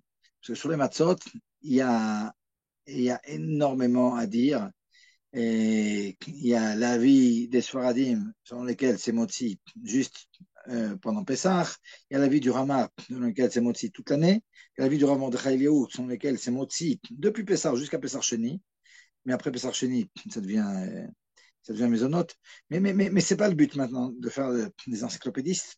Donc, on va se limiter, parce qu'il y a toute une voie, ouais, au Admor Zaken. Mettons les matzot de côté, mais quand je vais prendre des crackers et des trucs comme ça, d'après Ravaï Gaon, ça sera mésonote. C'est des trucs qui sont faits, ouais, pour, pour kiffer. Et là, je voudrais peut-être, et pas pour qu'on soit rassasié. Ouais. Il y a dans l'Admour Zaken une expression, est-ce que c'est fait les sova, ou bien est-ce que c'est fait, et Rabat, c'est moitié toute l'année, on l'a dit. Ouais. Est-ce que c'est fait les sova pour être rassasié, ou est-ce que c'est fait les idun vetanoug? Bon, kiffer, c'est la traduction. Ok. Maintenant, on a vu que cette pâte à bab et kisnin, on a une marloquette. Est-ce qu'on parle d'une pâte maintenant qui est en forme de poche? Est-ce qu'on parle maintenant d'une pâte dans la composition de laquelle il y a toutes sortes d'éléments qui sont rentrés, qui la font balancer à pâte à bab et kisnin? Est-ce qu'on parle de quelque chose qui est croquant, hein, comme Rava Gaon? Comment elle est là, la nous dit le Shulchan Aruch, et puis tout le monde est d'accord, le Admorazakan aussi, dans la mesure où, d'après Rabbeinu Hananel, hein, et c'est ce truc-là, d'après Raman, c'est autre chose, d'après Avegon, c'est autre chose. Et on ne voudrait pas comme ça, Stam, faire Motzi, et Birkit Amazon, c'est 4 brachot comme Birkit Amazon. Il y a un safek pour toutes ces choses-là. On fera pour toutes ces choses-là mésonotes. C'est-à-dire qu'il suffit que ça soit, même une pâte à pain, mais fourrée, ou bien, Rambam, quelque chose dans la composition de laquelle il y a beaucoup d'huile, de sucre, etc. Ou bien quelque chose qui est croustillant pour le rendre maisonnant. Ok. Je n'ai pas fini encore. Maintenant, on va maintenant s'apesantir sur le Hadmour Zaken. Parce que le Hadmour Zaken, lui, il a une chita très, très, très, très spéciale par rapport à cette pâte à Babekisné.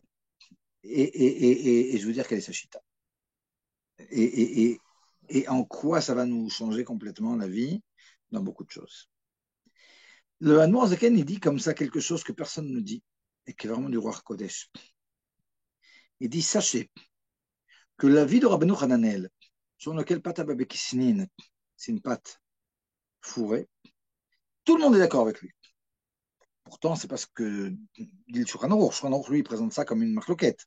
Rabbeinu Hananel dit que c'est une pâte fourrée. Le Rambam, il dit que c'est une pâte dans la composition de laquelle il y a plein de trucs, autres que de l'eau. Le Rav Eigan, il dit que c'est quelque chose qui est croustillant. Vient le Hadmour Zaken, il nous dit non, non, non. Ce que dit Rabbeinu Hananel, c'est ce qu'il dit. Mais les autres sont d'accord aussi. Que ça, tout le monde est d'accord que une pâte comme ça qui est fourrée, même le Rambam et Rava Egon qui ont un autre exemple, ils seront d'accord quand même que ce dont nous parle le Rabbeinu Hananel, ce sera mésonote, et ce sera une pâte à babekisnin. C'est extraordinaire parce que personne ne dit ça autre que le Admoazaken.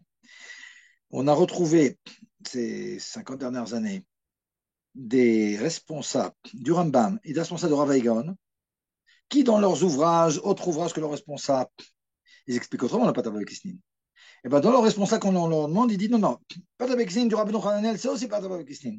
Mais en plus, alors le Rambam, il a son histoire de composition, et Rav Eigon, son histoire de trucs croustillants. Mais tout le monde est d'accord avec lui, et c'est quelque chose qu'on a découvert, je vous dis, c'est quelques dernières dizaines d'années, alors que le Zaken, ça fait déjà quelques centaines d'années qu'il nous le dit.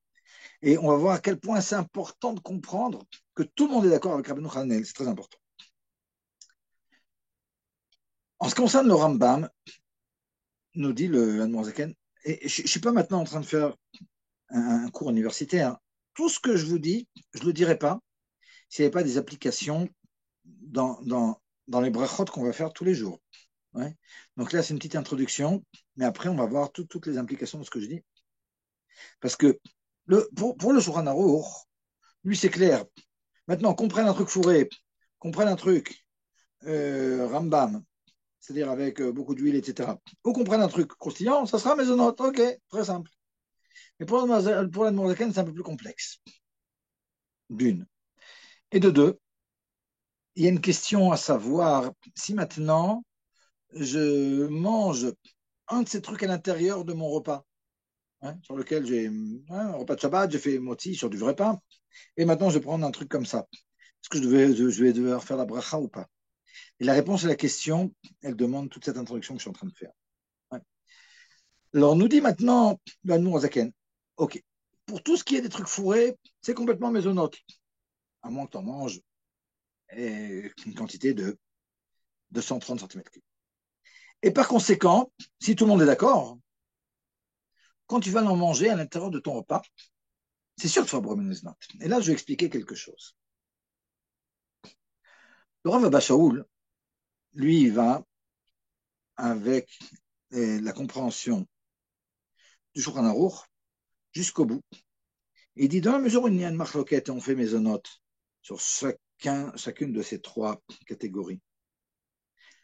Mais c'est une marloquette. Rav Egon, il pense qu'il pense, mais il n'est pas d'accord avec Rabbeinu Hananel, avec le Rambam. Il pense que leur pâte avec Christine, c'est du vrai pain. Et chacun pense que ce que disent les autres, c'est du vrai pain, d'après ce que comprend le Shulchan Aruch.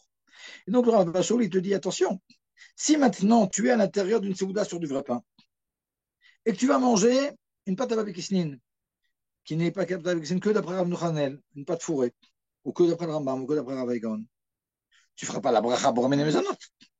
Parce que c'est vrai que c'est ce qu'on a l'habitude de faire à l'intérieur de la seouda, à l'extérieur de la seouda. Mais à l'intérieur de la seouda, tu as quand même deux poskim qui penseront que c'est motzi, puisqu'ils sont marque loquette les trois. Et donc il va te dire, Rav Shaul, si tu veux faire boré à l'intérieur de ta seouda, il faut que le truc soit effouré, croustillant, et avec une pâte mélangée avec beaucoup d'huile, sucre, tatata. Sinon, tu auras toujours un pensée qui pensera que c'est motzi, et donc tu feras une bracha levatala pour lui. Parce que tu as déjà fait motzi. Mais le Morazakan, lui, il pense de façon complètement différente. Il nous dit comme ça. Pour l'histoire de Rabbeinu Hananel, tout le monde est d'accord que c'est maisonnote, et donc si tu le manges à l'intérieur de ta seouda, tu n'as pas fait maisonnote, tu as fait motzi. Ben, tu feras, si tu le manges comme ça, comme dessert, ben, tu feras bremen maisonnote. Ok, donc pour Rabbeinu Hananel, avec la pâte, on est bien sorti. Et là, je veux rajouter quelque chose. C'est quoi cette pâte fourrée? Cette pâte fourrée, on pourrait dire, ok, ouais, c'est assez rare. Ok, il y a le chausson en pomme. Mandol, le chausson en pomme. Qu'est-ce que vous connaissez comme ça de pâte fourrée? Et là, la compréhension, c'est quelque chose que je vais vous dire, pour lequel j'ai eu beaucoup de doutes, et j'ai parlé à beaucoup de grands amis de Khamim, et que ce soit Laura Vavishit, que ce soit d'autres amis, et donc ils sont tout à fait d'accord avec ce que je vais vous dire maintenant. Tout le monde n'est pas d'accord, c'est une marloquette dans les poskim, mais en tout cas, d'après le Noazaken, on peut dire ça, et c'est un grand chidouche. Cette pâte à babakismin, d'après Rabbeinu Hananel, c'est pas uniquement quelque chose qui est en forme de poche. Si je prends même, et vous savez ce que c'est le rogalach, hein? C'est un truc, une pâte dans laquelle j'ai mis du chocolat, et puis bon, je l'ai fait tourner comme ça. Alors, c'est une pâte feuilletée. Ouais. Mais oublions. Prenons maintenant de la vraie pâte à pain. Et à l'intérieur, je mets plein de chocolat. Ouais, et j'en fais une espèce de gâteau. Est-ce que ce truc-là, il sera maisonnote? Eh ben, on comprend que, ouais, Rabbeinu Hananel, finalement, ce qu'il veut dire, c'est pas tellement la forme de poche. On sent que c'est une forme de poche. C'est que c'est quelque chose qui a changé le pain. C'est quelque chose qui a changé le pain. Or, une pâte à pain avec la farce pizza, tout de suite, je vais vous répondre. D'après la Zaken, en aucun cas, ça sera maisonnote. Il y a un tas, dans 2 minutes, c'est une bonne question. Dans 2 minutes, j'en parle. Ouais, mais comme ça. Et prenons maintenant des choses qui sont sucrées, des fruits, du chocolat. Même si ce n'est pas vraiment une poche, mais je l'ai mis d'une certaine façon. Et à la limite, même si je l'ai mis sur la pâte, une espèce de paille comme ça. Ouais. Une tarte aux pommes. C'est quoi? Une tarte aux pommes, mais qui n'est pas faite avec de la pâte feuilletée, etc., qui est des maisonnottes pour d'autres raisons. Qui est faite avec de la pâte à pain, mais j'ai mis des pommes dessus, évidemment avant qu'elles soient cuites, et je mets au four. Ouais. Ben ça rentre dans la même catégorie, et ça va nous rendre ce truc-là maisonnote. Et même si je mange d'abord les fruits, il reste juste la pâte à pain, cette pâte à pain, c'est une pâte qui est maisonnote. Ouais. Et par conséquent, le roguelard, c'est la même chose. Mais attention. Pourquoi? Parce que ce truc-là, il a été fait pas pour te rassasier, il a été fait pour kiffer. Et par conséquent, ce que dit le Taz, c'est pour répondre à la question qui vient d'être posée, qui pense que si on peut le fourrer aussi de choses salées, du fromage, du poisson, de la viande, et ça sera quand même maisonnote, ça, le Admor Zaken n'est pas du tout d'accord. D'après le Admor Zaken, et d'après le. Aux noix, c'est une chose, aux olives, c'est autre chose. Même dire. Ouais. Si c'est aux olives, ça, c'est quelque chose qu'on mange dans une Seuda. Aux noix, ouais. Maintenant, si vous mettez des noix et des olives, ne m'embrouillez pas. Ouais. Si c'est un truc sucré, c'est un truc sucré, il est fait pour. En plus, il n'est pas fait pour nous rassasier, il est fait en plus pour nous faire kiffer. Ouais. Et d'accord. Où est pas. Ok. Si c'est des noix, c'est comme les. Ouais. Et donc, comme ça, si des olives, c'est sûr que c'est comme les trucs salés, et donc c'est comme du pain. C'est juste des noix, c'est quoi? C'est juste des noix, c'est pas un truc sucré. Hein, si vous mettez du sucre, d'accord, mais si c'est juste des noix, non, ça restera du pain, à mon avis.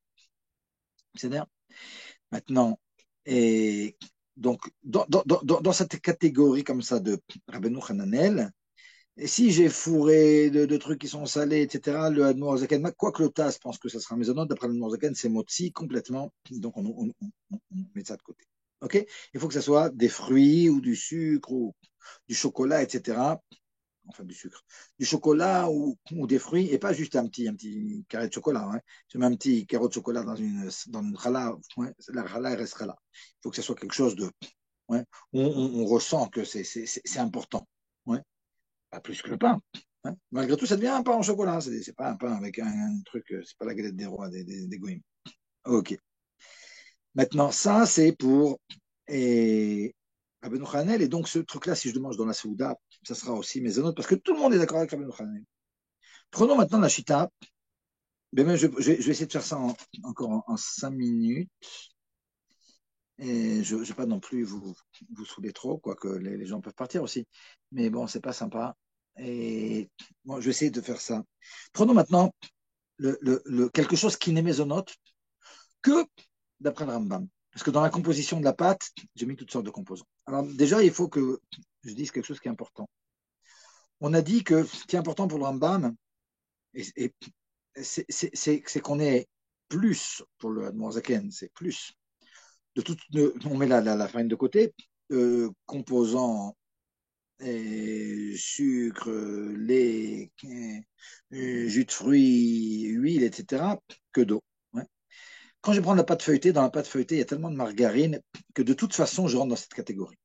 Donc la pâte feuilletée, c'est un très bon exemple de pâte pour le Rambam. C'est-à-dire de pâte qui est mésonote Rambam. OK? Donc, c'est pâte feuilletée, ou bien la raison pour laquelle on a des larmaniotes mésonotes, c'est grâce au Rambam. Parce que comment on a fait les larmaniotes mésonotes? Alors, ne croyez pas que chez Angel, on va vous faire des larmaniotes mésonotes en vous mettant du jus de fruits. Non. Mais il y a autre chose qui va faire qu'une larmaniette peut être mésonote. C'est que si j'ai mis des fruits pendant des heures et des heures à l'intérieur de l'eau, j'ai mis des poires dans de l'eau, et j'enlève les poires, l'eau maintenant, ça sera considéré comme si c'était du jus de fruits. Et c'est comme ça qu'on vous fait les larminotes maisonnotes. Donc, déchanté, on n'a pas mis du vrai jus de fruits, on vous a mis de l'eau dans laquelle on a fait tremper des fruits. Maintenant, ce truc-là, ouais, je vais en reparler. Mais ça rend le truc maisonnant, il n'y a pas de problème. Ouais, c'est la halakha, le Rav Marlowe, il a une réponse là-dessus. Mais Shriyat Perot, c'est considéré comme mes Perot, il n'y a pas de problème. Non, mettez du pur jus de fruits. Ah ouais, ça c'est. C'est pas comme ça chez Angel. Ok. Les Ignaneno, les Ignaneno, le problème, pardon, là c'est mon pain, la praline me rassasie, c'est maisonnote. Non, non, c'est sûr que ça rassasie, mais c'est pas ça le Inyan. Puis bon, c'est pas chacun comme ça c'est pas si subjectif. Ouais. Et c'est un truc qui est fait normalement pour kiffer. C'est sûr que ça rassasie. Ouais. Quand on mange du pain au chocolat aussi, ça rassasie. Mais le truc, c'est est-ce que c'est quelque chose sur lequel les gens en général font leur repas ou pas? Ouais. Et non. Bref, je reviens à ce que je voulais dire. On avait l'histoire de Rabbeinu Hanel par rapport auquel le Admour Zaken il nous dit que tout le monde est d'accord. Le problème, c'est que pour ce qui est du Rambam, c'est-à-dire que je regarde la composition, le Admour Zaken il nous dit, et personne n'est d'accord avec le Rambam, il n'y a que lui qui pense comme ça, parmi les poskim. Et donc, Bal Nefesh Yachmir, quelqu'un qui a une grande âme, ouais, eh ben, il fera attention à ce truc-là, il fera pas maisonnante là-dessus. Alors, si maintenant on va jusqu'au bout de ce truc-là, c'est pas ce que je vais essayer de vous convaincre de faire. Hein. C'est pas ce que je fais, c'est pas ce que font des rabbinim bien plus grands que moi. Donc, c'est pas non plus ce que je vous conseille de faire, hein, d'être mahmirim là-dessus. Malgré tout, il y en a qui disent, bah, le Admorazaken, il a dit, bah, nefesh rahmir, quoi. Moi, je suis pas bon nefesh. Non, t'as mal gouf. Alors, regardez. Je vais vous dire comme c'est un critère qui est intéressant. Quoique, je vais peut-être commencer par autre chose. Il y a une histoire comme ça où l'Admour Zaken, une fois, il était dans une calèche. Et un de ses grands chassidim, je ne me rappelle plus qui, mais c'est un chassid qui est important. Il a mangé un truc comme ça, il a fait maisonnote. Et l'Admour Zaken, il lui dit, bah, le nefesh Yachmir, comment tu fais là-dessus maisonnote? Le chassid en question, c'est un grand chassid, très anave. Il dit, ah, je ne suis pas bal nefesh, moi. Je suis pas. Non, l'Admour Zaken dit, bah, si j'avais su que tu n'étais pas bal nefesh, je ne t'aurais pas laissé t'asseoir à côté de moi dans la calèche. Top? Ok. Alors on pourrait dire, ouais, alors il faut être bal nefesh. Ok. Bon, j'espère que le Admor Zaken, il acceptera qu'on rentre dans sa calèche. Mais en attendant, on est assez loin de ça. Et je vais vous dire, le Rav Menachem Klein, qui était le Admor d'Angvar, il s'appelle, ouais, un des grands poskim, il est décédé il y a une dizaine d'années, et un des grands poskim qui a habité à Crown Heights, et pas à Crown Heights, à Brooklyn. Et dans un de ses responsables, hein, quelqu'un lui demande tous les endroits où il y a marqué Baal Nefesh Yachmir, c'est-à-dire quelqu'un qui a une grande âme et il devra faire attention. Ouais. Faire attention ici, ça veut dire que sur tous les trucs dans lesquels, dans la composition desquels il y a des jus de fruits, des œufs, des machins et tout, ça ne va rien changer. Mais comme on a aussi le Rambam, alors on rentre dans une grande complexité où on ne pourra pas faire mes notes là-dessus. Même moti, on ne pourra pas. On pourra manger ça uniquement dans un repas dans lequel on aura fait moti. Ok, on se prend vraiment la tête. Ok, donc quelqu'un m'a demandé est-ce que tous les trucs dans lesquels il y a marqué Baal Nefesh Yachmir, on doit faire attention ou pas? Et il lui a dit quand tu es dans le métro, tu prends le métro des fois, il dit ouais. Il dit tu as les yeux ouverts, les yeux fermés dans le métro. Ben, comme tout le monde, les yeux ouverts. Si tu as les yeux ouverts, t'es pas un Baal Nefesh. Ok. Donc, il faut savoir où on se trouve, quoi. Quelqu'un qui fait attention, évidemment, on doit faire attention à un Shmiratainem, Khadila. Il sort Torah même de tourner là. Je trouve que c'est très facile de faire Motsi et Birkat. Euh, très facile de faire Motsi et Birkat. Regardez, le problème, il est que, prenez un bourrecasse, par exemple. Hein, un bourrecasse. Il y a des pommes de terre à l'intérieur. On a dit, c'est entre les trucs salés et tout. Ok, donc c'est pas pour ça qu'on va faire maison sur un bourrecasse. Pourquoi on fait maison sur un bourrecasse? À cause du Rambam. Parce que c'est de la pâte feuilletée. Mais imaginez, le type, il est dans un truc, il a une brite mila, un truc, et il veut me prendre un bourrecasse et s'enfuir. Ben, si on fait la khumra, on ne pourra même pas faire motzi sur le bourrecasse. On va aller chercher un bout de pain, aller chercher un bout de pain dans le truc, en manger et kabetza, parce qu'il faut faire bracha ou bien un kazaït et être sûr que c'est pas plus. S'asseoir, prendre ton bourrica, ton truc, le bourrica, tu vas faire motzi. C'est une prise de tête. Ouais. On aime bien comme ça les trucs. Et en plus, à partir du moment où on a fait motzi, alors il y a 3 personnes qui ont fait ça, il faut attendre que faire zimoun. C'est un truc de fou. Un bourrica sera mangé en 30 secondes. À une Brit Mila, on va se retrouver maintenant à une demi-heure jusqu'à ce qu'on ait quelqu'un, qu'on ait 2 personnes, qu'on fasse zimoun et tout. C'est pas du tout facile. Toujours est-il, on n'est pas des balles et nefesh, à moins qu'il y en ait qui pensent autrement. Dans ce cas-là, ceux qui pensent que c'est des sadikim, évidemment, je ne suis pas là pour leur faire croire, pour leur faire penser qu'ils n'en sont pas. Mais et il faut qu'on fasse vachement attention, surtout quand on va dire la lacha d'autres personnes. Ah ouais, non, tu vas faire, tu ban nefesh. On doit faire attention et tout. C'est changer complètement la vie. Ouais. Moi, avant, je pensais qu'il fallait faire ça, Bémet. Ken, ban nefesh yachmir et tout. Et ça va, après avoir parlé avec beaucoup de grands rabbinim, que quand je dis beaucoup de grands rabbinim, en général, c'est le Rav Avishit, c'est le Rav Braun, avec lequel je me suis beaucoup entretenu de ça. Alors, pour le Torah, donc vraiment, vraiment des grands rabbinim. Donc, sachez que Bal Nefesh Achmir, ça ne nous concerne pas. Okay, et le troisième point, c'est Ravaï Gaon. Et Ravaï Gaon, qui dit que les trucs croustillants comme ça, hein, ben c'est mésonote. Le problème, c'est que le Noirzaken, dans son Sidour, ce que j'appelle le Sidour, c'est Seder Birkat Haneinin, c'est là-bas qu'il a, enfin, ce qu'il a marqué dans Seder Birkat Haneinin, il a rentré dans le Sidour. Mais là-bas, quand il parle de Pat avec Sin, il ne rapporte pas la vie de Ravaï Gaon. Et beaucoup se disent, ah, peut-être parce qu'ils pensent que c'est pas comme ça la halakha. C'est comme ça que le Grachnaï comprend. Par conséquent, le Grachnaï, il nous dit, ben non, ben les trucs croustillants, hein, on ne pourra pas faire dessus maisonnote. Alors bon, évidemment, les matzot, on a dit c'était quelque chose de spécial. Mais qu'est-ce qui se passe avec les larmites et tous les trucs comme ça, qui sont croustillants? Alors la seule raison pour laquelle sur ces choses-là, on pourra faire maisonnote, c'est parce qu'on va rajouter une autre bonne raison de faire maisonnote, qui est le Rambam. C'est-à-dire s'il y a des épices à l'intérieur, etc., même si ce n'est pas la majorité, après le Shulchan Aruch, il suffit que ça change de goût. Donc Rachani nous dit, ok, c'est quelque chose, c'est croustillant, et en plus il y a des épices. Le Shulchan Aruch pense que déjà ça suffit les épices. Ok, mais le mélange des deux, on pourra faire maison. Mais si je prends, d'après cette compréhension du Grachné, sur laquelle le Admor Zaken n'est pas d'accord avec Ravaïgon, si je prends maintenant des crackers, qui sont des crackers qui sont... et où il n'y a pas beaucoup d'huile, parce que s'il y a beaucoup d'huile aussi, j'ai encore le Rambam pour me sauver. Hein. Des trucs où c'est juste des crackers comme ça qui sont pas huileux, qui sont vraiment secs. Ouais, des trucs de Osem comme ça. Il n'y a pas de, il y a pas de, il y a pas beaucoup d'huile, ou il n'y en a pas. Et il n'y a pas de tavlinim, c'est-à-dire d'épices. Ouais. Là, ce truc-là, c'est vraiment un safek. Et donc, celui qui veut faire attention, et là-dessus, c'est pas uniquement Balenfe Shachmir, parce que l'Admor Zaken, il n'a pas apporté cette catégorie comme étant un truc pas tabakistin. Dans ce cas-là, et beaucoup font attention et ne mangent pas ça en dehors des repas. Ok. Je vais peut-être finir comme ça. Vous savez quoi, regardez.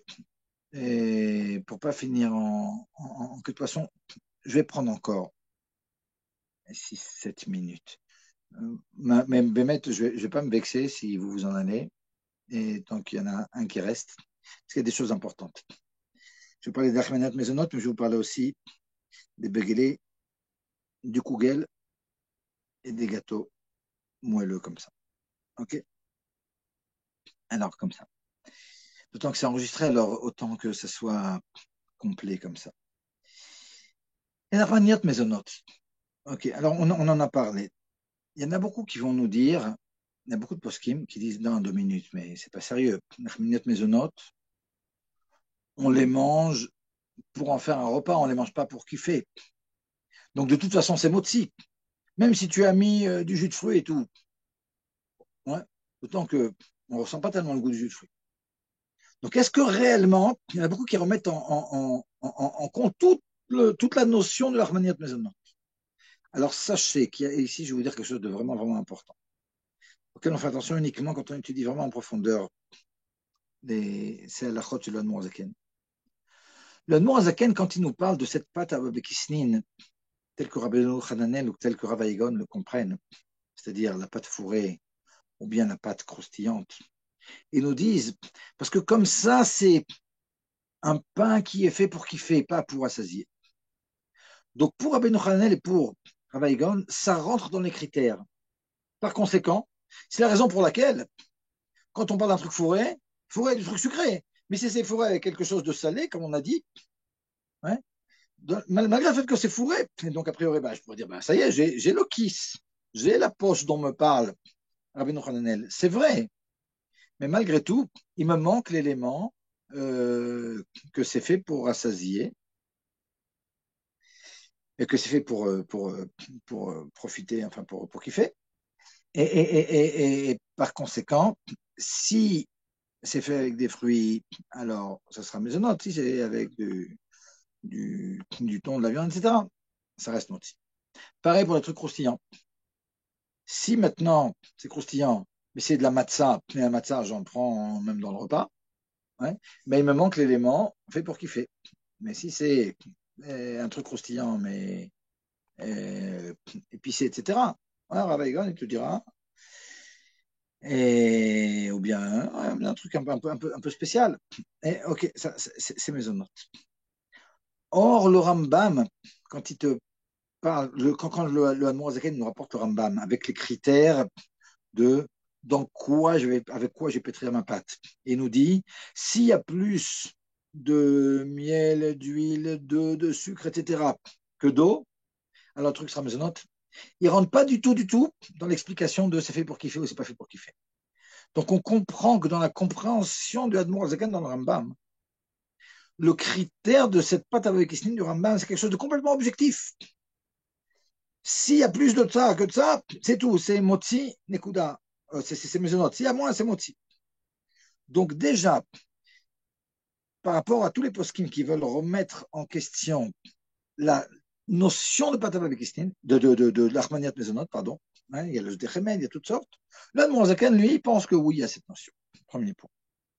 Deuxième point, il y en a qui disent non, non, mais c'est pas fait avec du vrai jus de fruits, c'est fait avec de l'eau dans laquelle on a mis des fruits. C'est vrai. Mais ça, d'après le Zaken, c'est aussi bon. Très, très bien.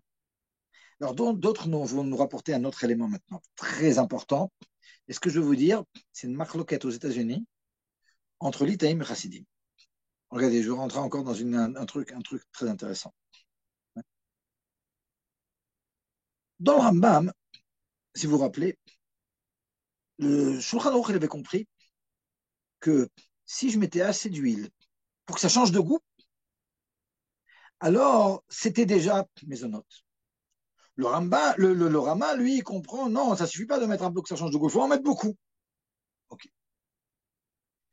Le Taz, quand il va expliquer le Rama, il dit, il faut en mettre beaucoup parce qu'il faut que ça change beaucoup le goût. Donc le Taz, il pense que le Rama, il rajoute encore sur le Shulchan Aruch. Et il comprend qu'il faut énormément changer le goût. Et donc, quand maintenant, d'après le Taz, je vais faire de l'armaniate maisonnote, mais avec de l'eau dans laquelle je juste fais tremper des fruits, et ça ne va pas du tout me changer le goût, parce que l'armaniate maisonnote, elle aura un goût de l'armaniate normale. Tu diras, mais on s'en moque, que tu aies un maximum de jus de fruits comme ça, de fruits qui ont été trempés. Puisque le goût, il n'a pas changé, et que le ramasse qu'il voulait, c'était qu'il y a encore plus le goût, un goût différent que même ce que voulait le Shulchan. C'est pour ça qu'il demandait qu'il y ait une majorité de jus de fruits. Et bien sûr, c'est la marque maniote. Maisonnote ne sera pas maisonnote, puisque ça ne change pas le goût. Et comme le Mishnah Brura, il rapporte ce Taz-là, et que les Litaïm, ils vont d'après le Mishnah Brura, les Litaïm aux États-Unis, ils sont très droits. Ils disent 2 minutes. D'après le Mishnah Brura, c'est la maniote maisonnote. Ça ne veut rien dire. Puisqu'elles ont un goût de pain, et que le Taz, il a bien expliqué, que le Mishnah Brura aussi, que c'est une question de goût, et bien là, le goût n'a pas été changé, et donc c'est Motzi Nekuda. Donc ça n'existe pas pour les Litaïm qui sont droits, qui vont d'après le Mishnah Brura, des Lachmaniot Maisonot. Or, Baruch Hashem, on n'est pas Litaïm, on est Chassidé Chabad, et le Admor Azaken, lui, il n'est pas posé comme le Taz. C'est-à-dire que le Admor Azaken ne pense pas que le Inyan du Rama, c'est de dire qu'il faut qu'il y ait beaucoup de goût. Donc chez le Admor Azaken, dans sa compréhension du Rambam, c'est un truc lourd. tu as plus de sucre, truc, et là, il y a de l'eau, de shriat perot, de l'eau dans laquelle j'ai fait tremper des fruits. Tu as plus de ça que d'eau normale, il y a peut-être même que de l'eau comme ça. Mais très bien, c'est maisonnot, nekuda. Ouais. Donc, il y a, oui, pour nous, cette notion de l'Achman et maisonnot. Mais, comme j'ai dit tout au début, attention, très très vite, cette Achman et maisonnot, elle n'a pas tellement de signification, dans la mesure où 2 tiers de l'Achmania, c'est déjà 4 bétim. Et si je prends ça dans un mariage avec de la viande, etc., alors déjà, je serai rassasié et puis ça devient motzi. Donc, on est très, très limité avec cette Nachman Mezonot malgré tout. OK? Et un des derniers points comme ça, enfin, il me reste encore deux petits sujets, chacun quelques minutes. Le Zaken nous explique dans la Chayut Bet, dans le Perek Bet, que si maintenant je prends quelque chose qui a été frit dans beaucoup d'huile, ou bien qui a été cuit dans de l'eau, ouais, et qu'après je le mets au four, qu'est-ce qui se passe? On a dit, du pain, il faut que ça soit de la farine et de l'eau, et que ça soit une vraie pâte, que ça soit au four, ok, et que ce soit un truc sur lequel on fait en général une soude. Très bien. Maintenant, si je le mets dans de l'eau, je prends de la pâte, ma pâte, je la mets dans de l'eau, bouillantée, je le ressors, ok, ben c'est maisonnote. Si je le mets dans beaucoup d'huile aussi, c'est maisonnote. C'est pour ça que les soufganiotes qu'on mange à Hanouka, c'est maisonnote. Qu'est-ce qui se passe maintenant si après avoir fait ce truc-là, je les mets maintenant dans le four? Alors, de quoi il s'agit? Par exemple, les béguélés. Les béguélés, c'est comme ça qu'on fait. On prend notre pâte, on fait un trou à l'intérieur, tac, on le met dans l'eau bouillante. OK? On l'a ébouillanté, on va le prendre et on le met au four. Me dit, ah, c'est motzi. Parce que le Hanmour Azaken, il dit que la filla qui a après le bichoul, c'est comme une afia. En d'autres termes, la cuisson au four qui est après une cuisson à l'eau, c'est comme si c'était une cuisson au four. Donc, prendre ma pâte et la mettre directement au four, ou la mettre d'abord dans de l'eau et après au four, c'est la même chose. OK. Donc, les béguélés, c'est motzi complètement, c'est ça, sans verset. Qu'est-ce qui se passe maintenant avec les soufganiotes, les beignets, les beignets de Hanouka? En général, OK, quand on les fait à la maison, on les met dans l'huile, et c'est beaucoup d'huile, donc c'est comme un bichoul, c'est-à-dire c'est comme une cuisson, c'est pas une cuisson au four, c'est comme une cuisson à l'eau. OK. Maintenant, qu'est-ce qui se passe si après je les mets au four? Et c'est ce qui se passe dans les magasins quand vous allez acheter les soufganiotes. Alors, le truc, il est comme ça. Si on les met au four 2-3 minutes, mais pas pour les rendre crunchy, si on les met au four pour les réchauffer, hein, ouais, eh ben, ça reste maisonnote. De toute façon, vous pouvez me dire, bah, ça reste maisonnote puisque c'est avec beaucoup de sucre. Ouais, c'est vrai, mais la question, elle est un peu différente. Si maintenant, après avoir mis dans mon huile, que je l'ai sorti, je les mets au four, mais longtemps.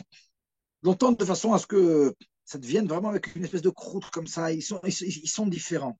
C'est pas juste pour les réchauffer que je les mets au four. C'est pas comme dans les magasins, vous allez les mettre au four comme ça 2 minutes. Ouais. Je mets 10 minutes au four pour qu'ils sortent croustillants, etc. Alors on peut me dire, mais de toute façon, c'est pas un motif puisque c'est fait avec du sucre et toutes sortes de choses. C'est vrai. Mais là, maintenant, si j'en mange 230 centimètres cubes, contrairement à quand ils étaient dans l'huile, quand ils sont dans l'huile, je peux en manger 50 kilos. Ça changera rien. Ouais. Parce que c'est pas du pain, c'est pas une pâte à babekisnine. Pâte à babekisnine, c'est quelque chose qui est cuit au four. Si le truc il est cuit dans de l'huile, ça restera mésonote à vie. Ça fait partie de la troisième catégorie dont je parlais tout au début, qui est mésonote, quelles que soient les quantités. Mais si maintenant ces soufganiotes, après les avoir mis dans l'huile, je les ai mis au four 10 minutes et que c'est bien croustillant, c'est comme si j'avais pris la pâte des soufganiotes et que j'avais mis directement au four.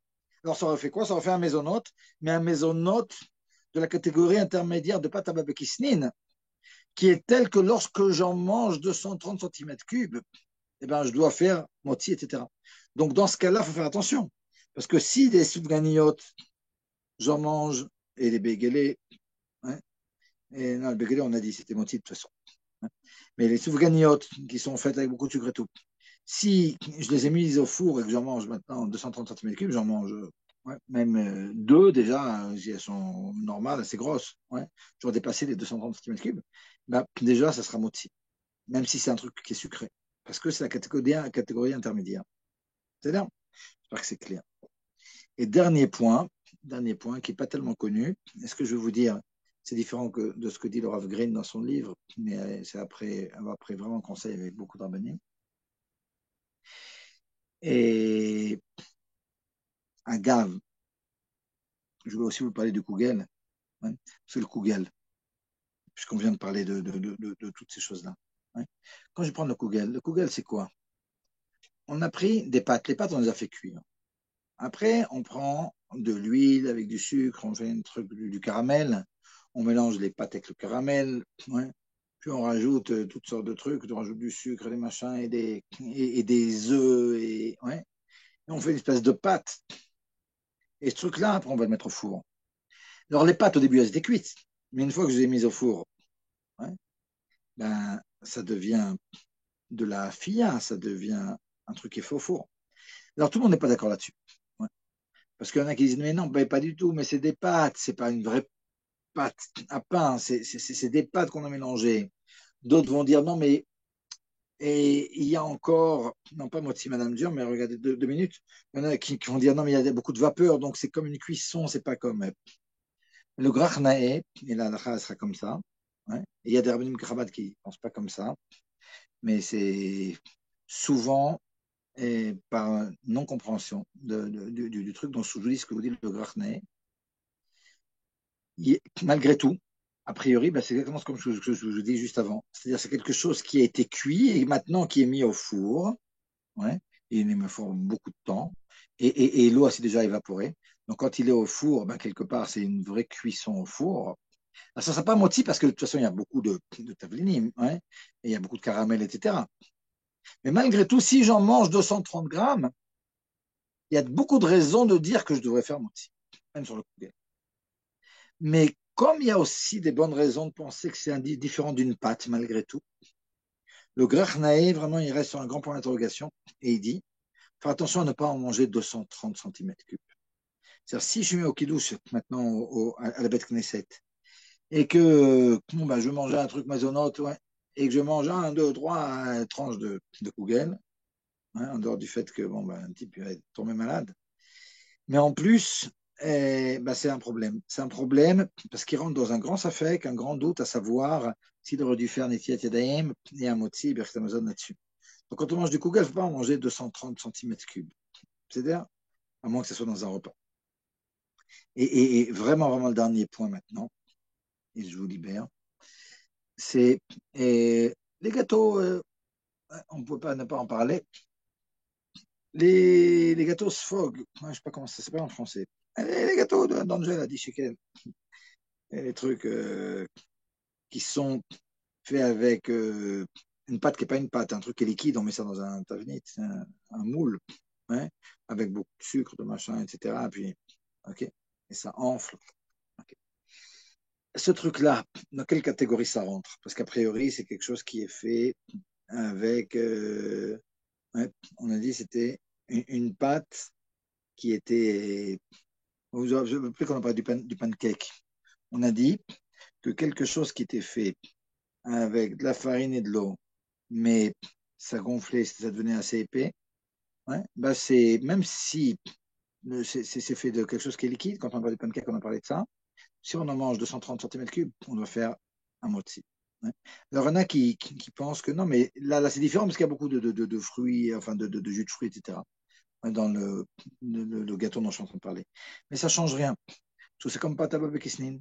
C'est une pâte à babekisnin, alors on pourrait dire, c'est vrai, mais c'est pas même pâte à babekisnin parce que c'est un truc liquide. C'est vrai. C'est comme pâte à babekisnin où il y a du jus de fruits. Donc, quand on en prend 230 grammes, 230 centimètres cubes, on devra faire motzi. Et si on se dit 2 minutes, mais c'était un truc qui était liquide, c'est vrai, mais un truc qui est liquide et qui enfle beaucoup, comme le pancake dont on a parlé, on a dit que ça rentrait aussi dans cette même catégorie. Donc pour ces gâteaux-là, si on en mange un grand volume, et puis c'est vite fait, parce que c'est des trucs qui sont comme ça, c'est léger, et aussi, on rentre dans le problème de motzi, birkat Amazon. Voilà, voilà. Donc, à l'occasion, il faudra qu'on parle des croutons et du pain perdu, mais bon, là, je savais que ça allait prendre beaucoup de temps, ça fait déjà 1h40. Voilà, s'il y a des questions. très bien. Sinon, vous pouvez toujours par WhatsApp, ou comme vous voulez, ou par Madame Lévy. S'il n'y a Ok. pas de questions. Merci beaucoup, Rafsilam, en tout cas. Je ne sais même pas déjà comment vous avez fait pour répondre à tout ça en si peu de temps au final, parce que c'est très court, 1 heure, 1 heure et demie, c'est très court pour aborder tout ça. On le savait avant, donc voilà, peut-être une deuxième partie, ce serait judicieux. On m'a posé la question encore en privé pour le pain de mie. Je ne sais pas si vous avez répondu, mais peut-être que justement on devrait refaire dans une partie 2. Je sais pas. Ok, ok. Si vous voulez, comme ça, dans quelques semaines, on pourra faire une autre Ouais, partie. ouais, Zrat Hashem. Ok, magnifique. Bon, en tout cas, merci beaucoup, beaucoup, Ravsilam. Je pense que faut qu'on le diffuse autour de nous, ce cours, cet enregistrement, parce que c'est très, très, très quotidien. C'est tout le temps. On Oui, c'est rencontre vrai, absolument, absolument, c'est important. vraiment tout le temps. Quand vous aurez le link, si vous pouvez me l'envoyer comme ça. Ouais, bien sûr, bien sûr.